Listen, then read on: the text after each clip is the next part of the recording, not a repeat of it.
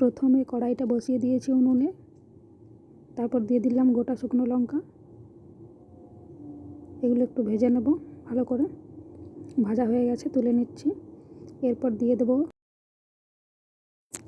দিয়ে দিলাম ভালো করে গরম জলে ধুয়ে রাখা শুটকি মাছগুলো। এগুলো একটু ভালো করে তেলে ভেজে নেব।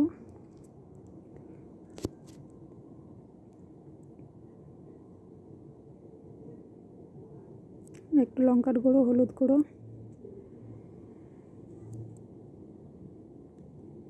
দিয়ে ভালোভাবে নেড়ে চেড়ে নিচ্ছি।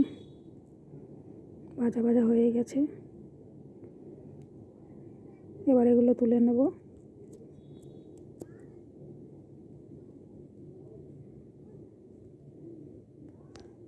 এরপর ওই তেলে দিয়ে দিচ্ছি কেটে রাখা পেঁয়াজ কুচি, আদা রসুন কুচি আর চেরা কাঁচা লঙ্কা। এগুলো ভালো করে ভেজে নিচ্ছি।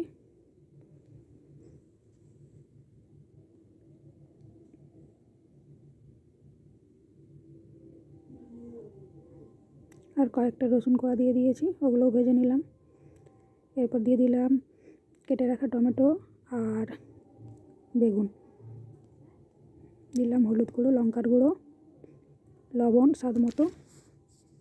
এবার ভালো করে ভেজে নেব।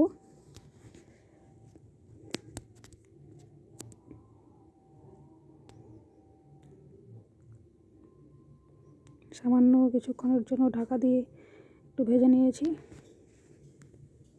আবারও নেড়ে চেড়ে নিচ্ছি।